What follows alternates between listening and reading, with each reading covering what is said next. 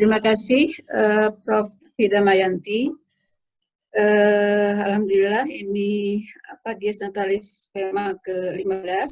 Pada kesempatan ini saya akan menyampaikan bahasan yang ditulis di dalam buku Ekoman Jilid 2, yaitu Teori Ekologi Keluarga, Sejarah, Konsep, dan Tantangan. Jadi ada 3 pokok bahasan: sejarah, konsep, dan tantangan. Di konsep ada premis, asumsi, lingkungan dan ekosistem keluarga, juga keterkaitan ekologi keluarga dengan ekologi manusia.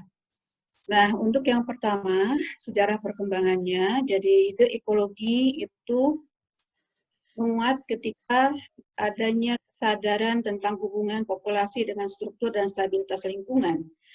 Ekologi sebagai ilmu itu baru dikembangkan oleh Ernest Haeckel, zoologis dari Jerman, tahun 1860 dan 70-an.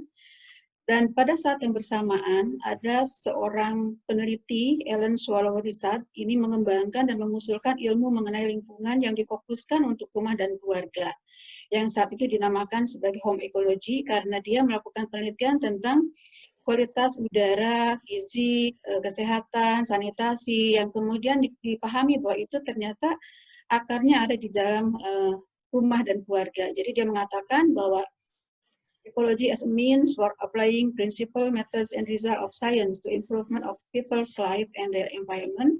And this application must be done in the source of earliest learning, the home and family, where fundamental needs were met and human character formed. Jadi lingkup home ecology ini memperkaya dan mengembangkan ruang lingkup dari home economic, dan dikembangkan oleh para perempuan yang concern tentang kualitas hidup yang ada di grassroots level di mikrosistem. Nah, kemudian Richard ini jadi pendiri dan bahkan menjadi presiden pertama dari Asosiasi Home Economic di Amerika. Dia mengatakan di tahun 1892 bahwa for some time there has been formulating a science of living. For this knowledge of right living, we have sought a new name. As theology is the science of religious life and biology the science of physical life, so let ecology be hands for science of our normal lives. Nah, ini pernyataan Richard yang sampai sekarang jadi monumen pengembangan ilmu ekologi keluarga. Jadi perspektif ekologi keluarga berkembang pada abad 19 terkait dengan reformasi sosial, urbanisasi, industrialisasi, kemudian juga perluasan pendidikan umum dan perhatian terhadap kesehatan dan kesejahteraan keluarga, karena juga diyakini bahwa kesehatan dan kesejahteraan keluarga ini mempengaruhi terhadap kesejahteraan dan kesehatan masyarakat. Nah, kemudian berkembang lebih pesat lagi tahun 60-an ketika kesadaran adanya keterkaitan dan ketergantungan manusia keluarga dengan kualitas lingkungan, dan juga meningkatnya kajian minat untuk mengkaji fenomena keluarga dari perspektif sistem yang bersifat holistik.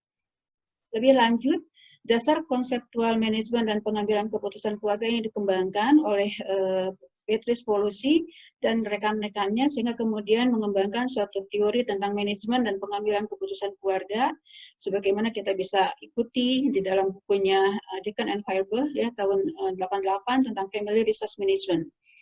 Jadi ada beberapa ide penting perspektif ekologi dalam home economic yang sesuai dengan teori ekologi keluarga, yaitu pendekatan yang holistik dan interdisiplin, berakar dari keilmuan, tapi menekankan pada prinsip terapan, metode, dan hasil sains terhadap kegiatan harian. Jadi ini yang menarik, bagaimana misalnya mengembangkan dapur yang minimalis, kemudian juga sangat ergonometris, kemudian meringankan pekerjaan masak di dapur, dan sebagainya. Itu adalah bagaimana terapan dari berbagai keilmuan di dalam kehidupan keluarga.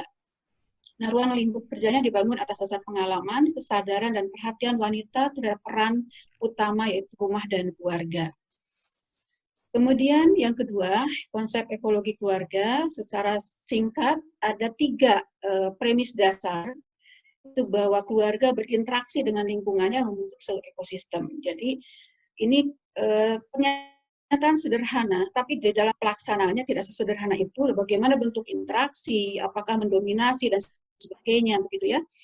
Nah, kemudian family juga melakukan berbagai fungsi seperti biologis, ekonomi, kemudian psikososial, perawatan, pengasuhan, pendidikan, agar keluarga itu sejahtera, mencapai tujuannya, mencapai kebaikan-kebaikannya, demikian juga masyarakat. Dan yang ketiga, premis yang ketiga adalah bahwa seluruh manusia ini di bumi ini adalah saling tergantung dengan sumber daya di bumi, sehingga harus ada balance, sehingga harus ada keseimbangan antara cooperation dan integration di dalam ekosistem dengan tuntutan, dengan kebutuhan dari individu-individu di dalam ekosistem itu terkait dengan otonomi dan freedom, dengan kebebasan otonomi setiap individu. Jadi harus ada keseimbangan, tidak boleh karena ada freedom kemudian dia merusak lingkungannya gitu ya, lingkungan sosial maupun lingkungan alam. Nah, untuk asumsi di dalam ekologi keluarga ini adalah turunan dari basic premises yang lebih aplikatif, walaupun pada dasarnya adalah membahas tentang bagaimana interdependensi antara keluarga dengan lingkungan, bahwa kesadaran keluarga merupakan bagian dari sistem yang utuh ya, sistem kehidupan gitu ya. Kemudian bagaimana ada hubungan dan saling pengaruh di sana dan bagaimana keluarga berinteraksi dengan berbagai macam lingkungan karena memerlukan energi, materi untuk menjamin pemenuhan kebutuhan. Di dalam interaksi keluarga dengan lingkungan, ini pada dasarnya dipandu oleh dua set aturan, yaitu tentang hukum alam, aturan-aturan hukum alam, ya, dan juga aturan yang dibangun oleh manusia, seperti norma-norma sosial dan sebagainya. Nah, lingkungan ini tidak menentukan human behavior, tapi dia menyediakan batas atau kendala-kendala, sebagaimana juga menyediakan kemungkinan-kemungkinan, kesempatan-kesempatan bagi keluarga untuk bagaimana dia melakukan aksi, interaksi, transaksi untuk mencapai tujuannya. Dan dalam hal ini ada dua hal penting, yaitu tentang yang sentral adalah bagaimana keluarga beradaptasi sebagai suatu proses yang berkelanjutan di dalam keluarga, bagaimana keluarga merespon, mengubah, mengembangkan, melakukan, memodifikasi lingkungannya. Dan kedua adalah bagaimana proses pengambilan keputusan. Itu sebagai proses kontrol utama di dalam kehidupan keluarga. Bagaimana setiap anggota sebagai anggota keluarga sebagai individu dan keluarga sebagai satu kesatuan ini mencapai tujuan yang ingin dicapai. Nah, ini adalah asumsi. Kemudian untuk prinsip, jadi bisa diterjemahkan di dalam bagaimana mekanisme untuk menyelesaikan 5 persoalan, 5 pertanyaan utama dalam ekologi keluarga adalah bagaimana keluarga berfungsi, beradaptasi untuk menjamin keberlangsungan kehidupannya, untuk menjamin perbaikan kualitas hidup, dan juga bagaimana sumber daya alam juga harus berkualitas dan berkelanjutan. Kemudian bagaimana keluarga mengalokasikan dan mengelola sumber daya untuk mencapai tujuan individu maupun keluarga sebagai satu kesatuan. Jadi individu punya kebutuhan sendiri-sendiri secara unik gitu, kemudian keluarga sebagai satu kesatuan juga punya kebutuhan dan menurut tahap perkembangannya sebagaimana siklus kehidupan keluarga. Kemudian bagaimana perubahan lingkungan, baik di meso, ekso, maupun makro, ini mempengaruhi human development, pengambilan-pengambilan keputusan, kebahagiaan, kepuasan, kesejahteraan. Bagaimana keluarga dan ahli keluarga berkontribusi di dalam proses perubahan yang positif. Dan terakhir, yang penting adalah bagaimana apa yang harus dilakukan untuk meningkatkan kualitas hidup, tapi sekaligus conserve the environment. Jadi, satu paket bahwa kehidupan harus berkualitas, kehidupan manusia harus berkualitas, tapi juga lingkungan juga harus terjaga, harus berkelanjutan, dan juga harus berkualitas. Ini persoalan yang penting di dalam membahas ekologi keluarga. Dari beragam pembagian lingkungan keluarga, saya memilih ini yang menarik, ada 3 lingkungan keluarga, yaitu lingkungan fisik, lingkungan alam, biologi fisik, lingkungan sosial budaya yang sudah kita kenal, lingkungan sosial, lingkungan alam, tapi juga ada satu lingkungan yang disebut dengan lingkungan buatan manusia, human built develop environment. Jadi lingkungan buatan manusia ini ternyata sangat mempengaruhi terhadap bagaimana aksi, interaksi, transaksi dalam keluarga. Contohnya, bagaimana kehadiran suatu minimarket di suatu kampung, itu mempengaruhi pola konsumsi. Kemudian pola alokasi sumber daya, bagaimana kemudian pembukaan jalan lewat beberapa program pemerintah, ternyata mempengaruhi semua perilaku masyarakat di situ. Jadi ada ojek, ada berbagai hal kemudian pengaruh terhadap sumber daya pertanian dan sebagainya. Ini hal-hal yang sangat menarik untuk kaji ya. Sehingga bagaimana sebetulnya lingkungan buatan manusia yang harusnya adalah untuk meningkatkan kualitas, jangan sampai mendatangkan risiko, gitu ya. Jangan memperluas kerentanan bagi keluarga. Nah, keluarga sebagai ekosistem ini adalah konsep yang besar, tidak mungkin dibahas pada saat ini. Saya ingin menekankan adanya tentang perubahan dan stabilitas di dalam ekosistem keluarga. Dua tema tentang bagaimana keluarga bertransaksi dengan lingkungannya agar stabil, ada konsep adaptasi akibat dari adanya kebutuhan positif untuk berubah dan struktur lingkungan yang biasa berubah. Kalau dilihat dari struktur dan komponen keluarga sebagai ekosistem, maka bisa disederhanakan dalam bagan seperti ini. Ada input, struktur ekosistem keluarga, ada proses, ada output, bahkan outcome di level mikro maupun makro. Jadi keragaman keluarga dari struktur, asal etnis, sosial budaya, kemudian status sosial ekonomi, kemudian ada atribut ya baik individu maupun keluarga terhadap needs, kebutuhan, nilai, tujuan, demikian juga berinteraksi dengan lingkungan yang beragam. Nah, bagaimana keluarga melakukan proses di dalam mengelola kebutuhan-kebutuhannya, energi, informasi, materi, dan melakukan adaptasi terhadap berbagai perubahan, karena pada dasarnya ada selalu terjadi perubahan, dengan serentetan proses-proses lainnya seperti bagaimana memaknai sesuatu atau valuing ya, atau mempersepsikan, perceiving, bagaimana deciding, mengambil keputusan, dan juga bagaimana proses terkait dengan keruangan atau spacing. Jadi misalnya konsep tentang crowding, kemudian densitas, pengaruhnya terhadap agresivitas, terhadap kekuasaan dan sebagainya, ini ada di sini. Dari proses ini bagaimana untuk mencapai output di level keluarga, ya, bagaimana keluarga itu berkualitas individunya sebagai individu maupun sebagai keluarga satu kesatuan, tapi sekaligus lingkungan juga berkualitas. Tidak boleh karena ingin berkualitas manusia kemudian merusak lingkungan. Tidak boleh karena keluarga ingin berkualitas kemudian merusak atau mengganggu kualitas lingkungan sosial, pertetanggaan dan sebagainya, dan lingkungan alam. Ini adalah suatu konsep yang harus utuh dalam memaknai keluarga sebagai ekosistem. Nah, sebagai contoh, bagaimana perilaku keluarga di dalam mengkonsumsi energi. Ya. Jadi, lingkungan alam menyediakan input tentang energi, tapi lingkungan sosial itu juga menyediakan input berupa informasi tentang energi, tentang masalah energi. Inilah yang akan menyebabkan bagaimana keluarga deciding, ya, mengkonsumsi energi dan kemudian juga mengeluarkannya baik dalam bentuk buangan maupun dalam bentuk informasi baru tentang energi. Ini sebagai siklus yang terus-menerus menyebabkan keluarga bagaimana memenuhi kebutuhannya sekaligus juga mengalokasikan sumber dayanya. Nah, berikutnya adalah tentang gambaran perbandingan antara konsep-konsep di dalam general system, konsep ekologi manusia dan konsep ekologi keluarga. Jadi kita lihat di dalam general system ada konsep bahan, energi, informasi, ruang, waktu, diterjemahkan lagi lebih detail di dalam konsep ekologi manusia dan lebih detail lagi di dalam konsep ekologi keluarga. Di dalam konsep ekologi keluarga yang masuk di sana adalah termasuk juga bagaimana konsep-konsep yang sudah rinci di dalam mekanisme pengambilan keputusan, bagaimana perkembangan manusia, human development, karena keluarga sebagai institusi utama di situ, begitu ya. Dan ini menggambarkan tentang linearitas atau bukan linearitas, tapi keterhubungan antara konsep-konsep di general system, ekologi manusia dan juga ekologi keluarga. Nah, terakhir ini bagian 3, tantangan pengembangan ekologi keluarga. Jadi sekarang ada tantangan yang lebih besar untuk kajian, untuk pengembangan mekanisme ya, dan juga pengembangan implementasi ekologi keluarga. Karena kita melihat, kita merasakan perubahan sosial semakin sedemikian rupa begitu ya. Demikian juga budaya, ekonomi dan lingkungan yang pastinya akan mempengaruhi terhadap ekosistem keluarga. Perubahan iklim, ya, kemudian bencana juga bukan hanya bencana alam, tapi juga bencana sosial, termasuk juga pandemi sekarang sebagai bagian dari bencana.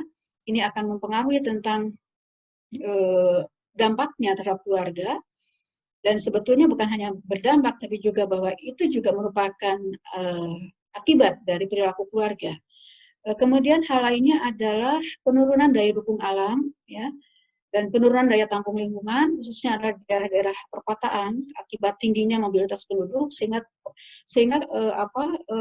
kajian-kajian tentang densitas, kaitannya dengan kebahagiaan, kajian tentang noisy, gangguan-gangguan baik suara maupun sebagainya ya di perumahan-perumahan, terutama ada di apartemen atau di rusunawa, di rusunami, kaitannya dengan bagaimana perkembangan anak, kemudian interaksi suami istri, kepuasan pernikahan dan sebagainya, ini semakin meningkat di sini kebutuhan untuk kajian ini.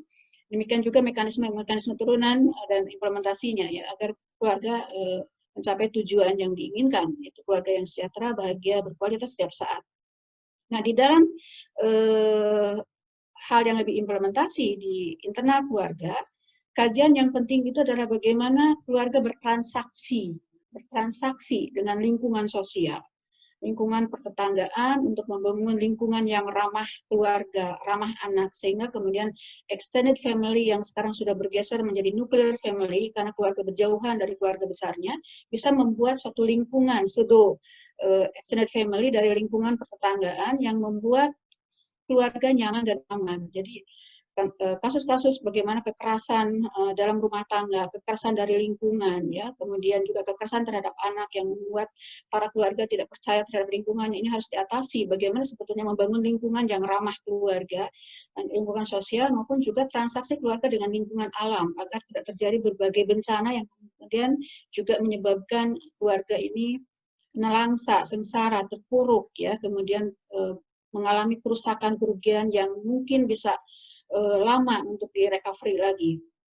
Nah, hal lainnya contohnya adalah bagaimana penurunan kualitas lingkungan perumahan. Jadi, kalau perumahan-perumahan yang kita lihat sekarang juga mulai berkembang substandard housing dan dampaknya terhadap fungsi keluarga, fungsi edukasi, fungsi cinta kasih, fungsi reproduksi. Ketika keluarga hanya memiliki 2 kamar tidur dengan rumah luasnya 21 meter persegi, padahal ada 5-6 orang di sana, ya.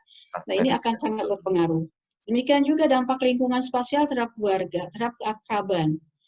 Nah, ini kasus-kasus ini lebih banyak dikaji sekarang. Kami banyak kajian tentang di rumah susun, ya, kemudian juga di semi apartemen dan sebagainya.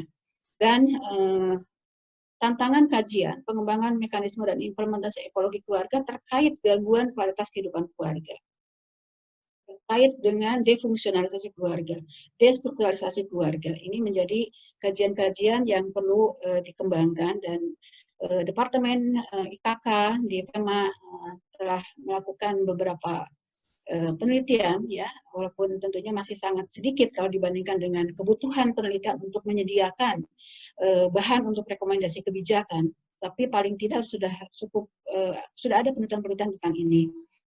Nah, terakhir ini terkait dengan tantangan ke depan, bagaimana kenyataan bahwa ketika keluarga harusnya menjadi fondasi pembangun masyarakat madani, pembangun lingkungan eksternal yang berkualitas, tapi faktanya ternyata lingkungan eksternal lah yang lebih mempengaruhi keluarga.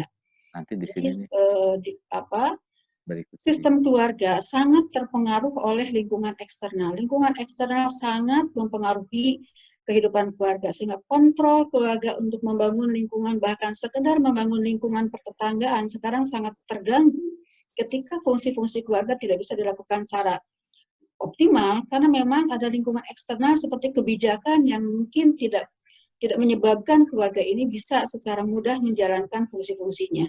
Sehingga ada tantangan yang sangat serius bagaimana mendorong, mengadvokasi pembangunan yang ramah keluarga.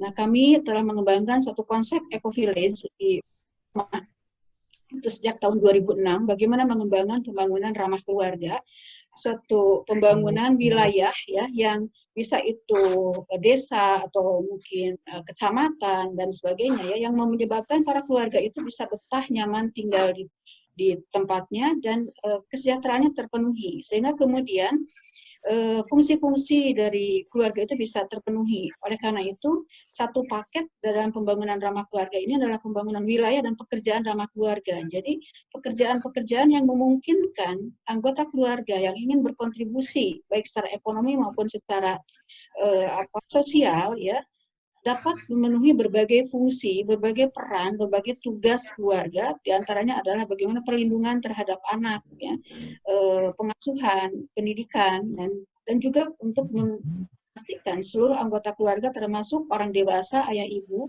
berkembang personality-nya, berkembang mencapai tugas-tugas perkembangannya sehingga menjadi individu-individu yang diharapkan, individu yang punya integritas yang baik dan sebagainya. Nah, ini sebagai tantangan pengembangan dari ekologi keluarga ke depan, sehingga diharapkan kita perguruan tinggi, FEMA dalam hal ini bisa memiliki hasil-hasil kajian, hasil-hasil penelitian yang bisa dijadikan sebagai sumber untuk pengembangan kebijakan, ya. Jadi bagaimana emerging family policy from research. Jadi research itu menjadi suatu bahan untuk membangkitkan kebijakan-kebijakan yang ramah keluarga, yaitu pembangunan wilayah dan pekerjaan ramah keluarga. Demikian, terima kasih Bu Moderator, Prof. Evi. Assalamualaikum warahmatullahi wabarakatuh.